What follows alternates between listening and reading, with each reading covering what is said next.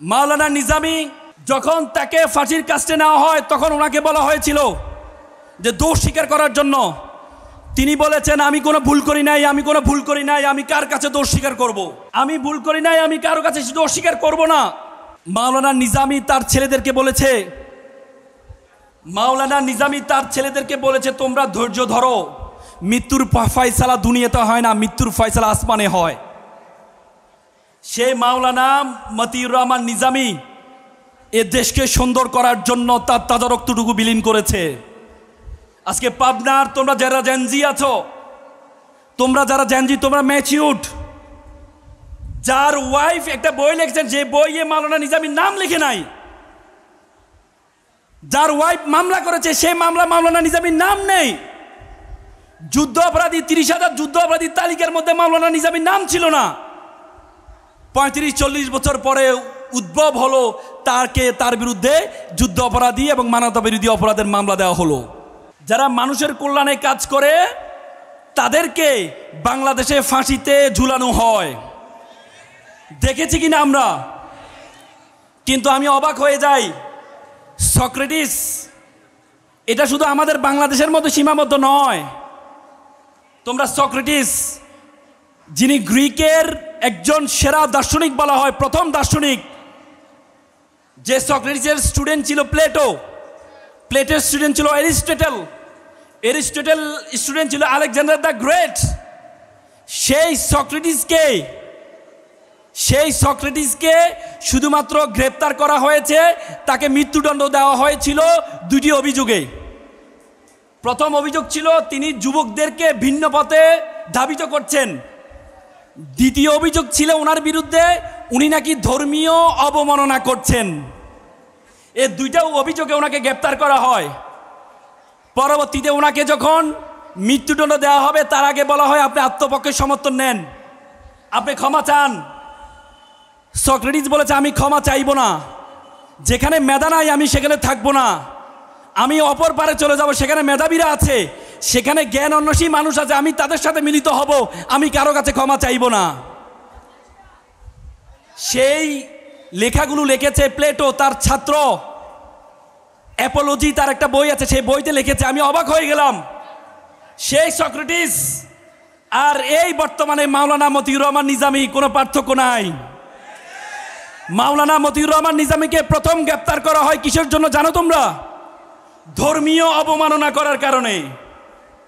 যিনি আজীবন জীবনটা ধর্ম নিয়ে কাটিয়ে দিয়েছেন, যিনি মানুষকে কোরআন হাদিস শিক্ষার জন্য জীবন কাটিয়ে দিয়েছেন, তাকে গ্রেপ্তার করা হয়েছে ধর্মীয় অবমাননার কারণে। যেভাবে সক্রেটিসকে গ্রেপ্তার করা হয়েছিল তাদের যে দেবতা আছে, দেবতাদের বিরুদ্ধে নাকি কথা বলার কারণে তাকে গ্রেপ্তার করা হয়েছিল।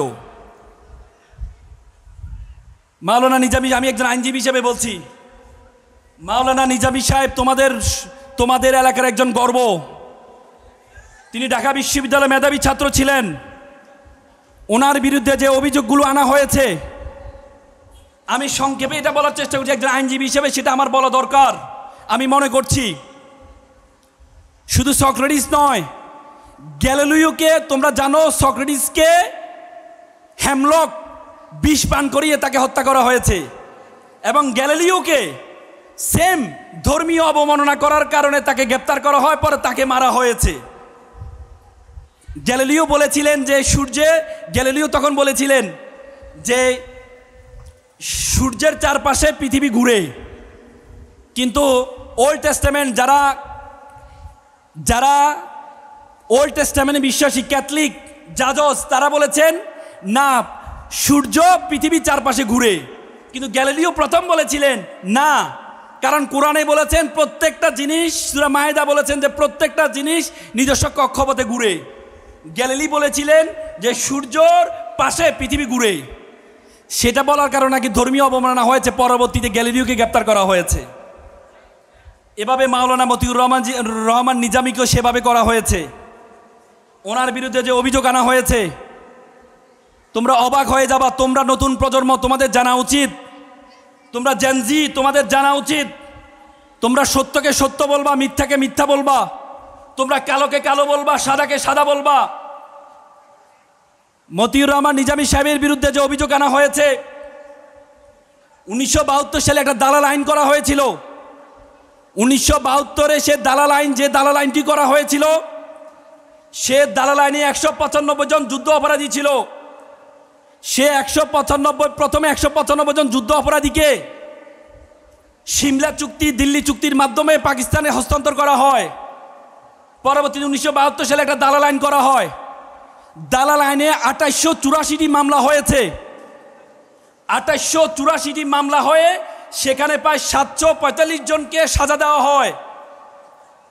পরবর্তী 1975 সালে সে 775 জনকে বঙ্গবন্ধু শেখ মুজিবুর রহমান তাদেরকে ক্ষমা করে দেয়।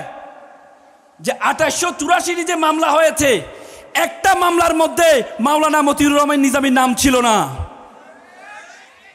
ওনারা যখন ওনার বিরুদ্ধে কোনো এলিগেশন পাচ্ছেন না, তখন বলেছে সুপিরিয়র রেসপন্সিবিলিটি।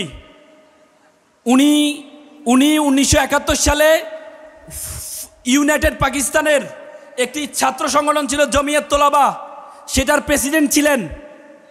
তোমরা জানো শেখ মুজিবুর রহমান 1948 সালে একটি দল গঠন করেন, সেটি হচ্ছে পাকিস্তান মুসলিম ছাত্রলীগ। সেটিও ইউনাইটেড ছিলেন পুরো পাকিস্তানে। যেহেতু তখন একটা দেশ ছিল, মাওলানা নিজামী সাহেব সেইটি ছাত্র সংগঠনের প্রধান ছিলেন। ওনাকে বলা আছে যেহেতু উনি প্রধান ছিলেন, এজন্য সুপিরিয়র রেসপন্সিবিলিটি হিসেবে ওনার দায়িত্ব বর্তায়, এজন্য উনি নাকি বুদ্ধিজীবীদেরকে হত্যা করেছেন। অর্থাৎ ডকুমেন্টারি প্রমাণিত কোর্টে সাবমিট করা হয়েছে। 1971 সালের সেপ্টেম্বর পর্যন্ত উনি জমিয়ত তোলাবের প্রধান ছিলেন। তাহলে বুদ্ধিজীবী হত্যা হয়েছে 10 ডিসেম্বর।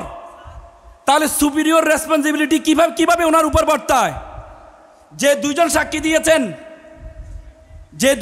দিয়েছেন বুদ্ধিজীবীর মধ্যে একজন ছিল তার ওয়াইফ 1972 সালে একটা মামলা করেছিলেন। সেই মামলায় মাওলানা নিজামীর নাম ছিলেন না। উনি একটা বই লিখেছেন, যে বইও মাওলানা নিজামীর নাম ছিলেন না। কিন্তু পরবর্তীতে শুধুমাত্র যখন একটা অবস্থা ভালো তৈরি হয়েছে, শুধুমাত্র তাকে রাজনীতি থেকে মাইনাস করার জন্য পরবর্তীতে নতুন করে বুদ্ধিজীবীর হত্যার একটা মিথ্যা প্রোপাগান্ডা দিয়ে তাকে ফাঁসিতে ঝুলানো হয়েছে। তো সুতরাং এটার ইতিহাস আমরা গ্যালিলিওকে দেখেছি, সক্রেটিসকে দেখেছি। মাওলানা নিজামী যখন তাকে ফাঁসির কাস্টে নেওয়া হয়, তখন ওনাকে বলা হয়েছিল যে দোষ স্বীকার করার জন্য। তিনি বলেছেন, আমি কোনো ভুল করি নাই, আমি কার কাছে দোষ স্বীকার করব? আমি ভুল করি নাই, আমি কারো কাছে দোষ স্বীকার করব না। মাওলানা নিজামী তার ছেলেদেরকে বলেছে তোমরা ধৈর্য ধরো, মৃত্যুর ফয়সালা দুনিয়াতে হয় না, মৃত্যুর ফয়সালা আসমানে হয়। সেই মাওলানা মতিউর রহমান নিজামী এ দেশকে সুন্দর করার জন্য তার তাজা রক্তটুকু বিলীন করেছে। আজকে পাবনার তোমরা যারা জেনজি আছো, তোমরা ম্যাচিউরড, যার ওয়াইফ একটা বই লিখছেন, যে বইয়ে মাওলানা নিজামীর নাম লিখে নাই, যার ওয়াইফ মামলা করেছে, সেই মাওলানা নিজামীর নাম নেই। যুদ্ধ অপরাধী 30,000 যুদ্ধ অপরাধীর তালিকার মধ্যে মাওলানা নিজামীর নাম ছিল না। 35-40 বছর পরে উদ্ভব হলো, তার বিরুদ্ধে যুদ্ধ অপরাধী এবং মানবতা বিরোধী অপরাধের মামলা দেওয়া হলো। তো সুতরাং তোমরা যারা জেনজি আছো, তোমাদের জানা উচিত